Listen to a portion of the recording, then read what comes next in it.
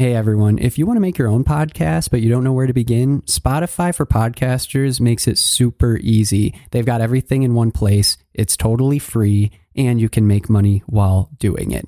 Here's how it works. Spotify for Podcasters lets you record and edit podcasts right from your phone or computer, so no matter what your setup is like, you can start doing it today. Then you can distribute your podcast to Spotify and pretty much everywhere else podcasts are heard. Video podcasts are also supported, and you can even conduct polls and Q&As. With Spotify for Podcasters, you can earn money in a variety of ways, including ads and podcast subscriptions. And best of all, the platform is totally free. No catch, totally free. When I wanted to start my own podcast, I did not know where to begin, and I didn't think it was even possible. And Spotify for Podcasters made it happen. They made it easy, they made it quick, and I am doing something that I love. What more can I ask for? So if you're interested in starting your own show, you can do it, and I highly recommend you give this a try. Download the Spotify for Podcasters app or go to www.spotify.com/podcasters to get started.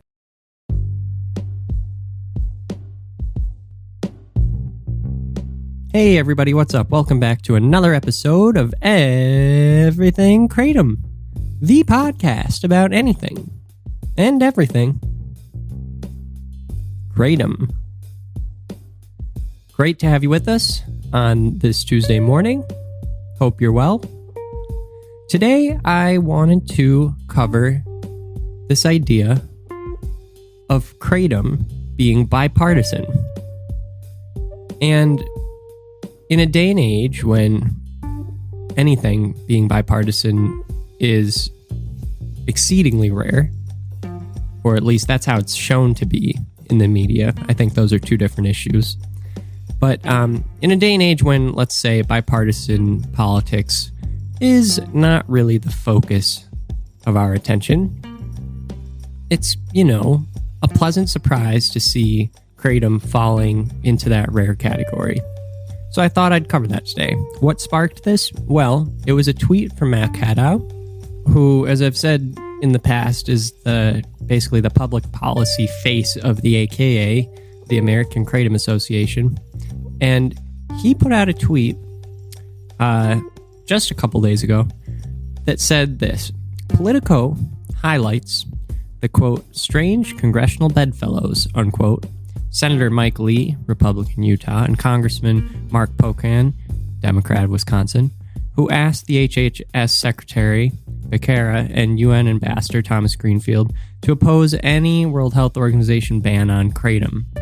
It's bipartisanship working at its best to stop bad policy on Kratom. And, I loved seeing that. There are some comments, someone saying that's exceedingly rare in this country, but I'll take it. So I click on the link, and in the Politico article, it's got a whole bunch of different issues in it. It's actually not a whole article about that, but it's kind of like a short sub-headline. So I'll just read it off to you now. It says, Lee Pocan urged U.S. to back off Kratom. Two strange congressional bedfellows are asking the Biden administration to oppose any attempt to ban the sale of Kratom, a possible opioid alternative, internationally. In a letter obtained by Politico, Senator Mike Lee, Republican Utah, and Representative Mark Pocan, Democrat of Wisconsin, said U.S. support for such a decision, which could come as soon as December, quote, ties the United States to the whims of the majority of international actors and diminishes the need for public health experts to thoroughly evaluate substances that lead to domestic decisions based on evidence and data. So I just thought that this is really neat, because how often is it right now that you're seeing such open bipartisanism? Is that really a word? Bipartisan politics playing out. It's not really politics, is it? I mean, I feel like a lot of issues get caught up in being called politics, which kind of therefore makes them not bipartisan, because politics are kind of partisan, especially right now. But this is one of those things where it's like, because it's still just becoming known, like because Kratom isn't in the face, every day of the American people, unless it's those who are using it. And, those are the people who are actually like following what's happening with Kratom. It's hard for you to really like come up with a partisan opinion on it because it hasn't been brought into that fold yet. So it's a lot easier to make up your own mind, I think, when it comes to stuff like that. And Kratom is like that. And I find it really interesting that this is, this is the same as 2016. If you look back at 2016, you find that there was another group of bipartisan senators who were against the ban of Kratom when it was actually being considered by the DEA. And that group that group was, I'll just read off everyone in that group. So, Bernie Sanders, Hatch, Michael Bennett, who he also just ran for president recently from Colorado, Angus King, who's an independent, Mark Kirk, Republican, Mike Lee, Republican, Tom Tillis, Republican, Mark Warner, Democrat, and Ron Wyden, Democrat. So, that's a fair spread of Republicans and Democrats. So it's 11 people coming together, signing on to the exact same letter, saying, what the heck are you doing trying to ban Kratom? And it's awesome. It's really awesome. How often do you get to see that happen? In that letter, one of the signers was Mike Lee, just like this article's talking about today. The other person this article is talking about today, Mike Pocan, you can also find, another letter that he wrote back around the same time period, along with another Republican, and they were calling for the Drug Enforcement Administration that they employ all the available scientific information on Kratom to inform any further action. And it said, we need to continue to conduct research and find innovative treatments for individuals suffering from opioid and other addictions, a significant public health threat. It's really neat to see this happening. I know I've said that over and over again, but it's like, come on. How often do you see senators or congressmen from different sides of the aisle working together on anything? And this is something that's, I feel like, and I keep making this comparison, I feel like the only other thing that's kind of like this right now is cryptocurrency.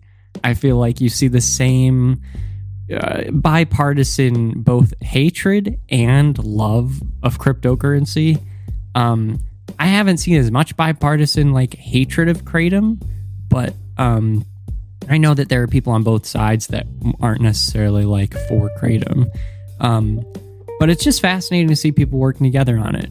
And I just love thinking about the fact that, something that is not in the minds of everyday Americans, that isn't going to get, these people reelected. This issue will not get people reelected. They're still going out of their way to write these letters. They're still going out of their way to work with someone else who they don't agree with on most things, or at least a lot of things. And they still feel the need to do this. I think it speaks to the importance of the issue. I think that when somebody who, I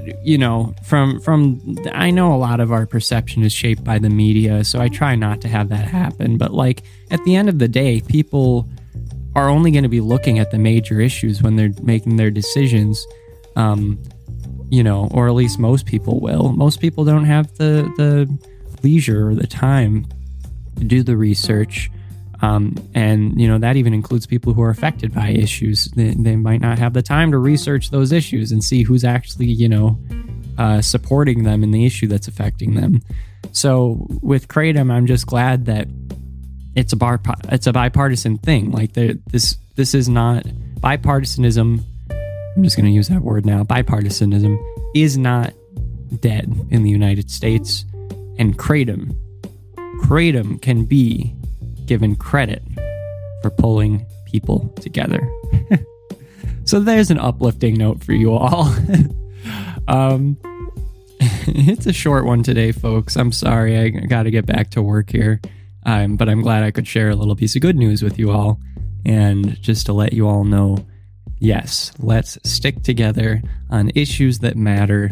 And this is an issue that I think matters. And now I have proof, and we all do, that there are people in power who also think this issue matters. So I'll leave you with that, and thanks for tuning in again, and can't wait to talk to you again tomorrow. Stay cool, everybody. Bye-bye.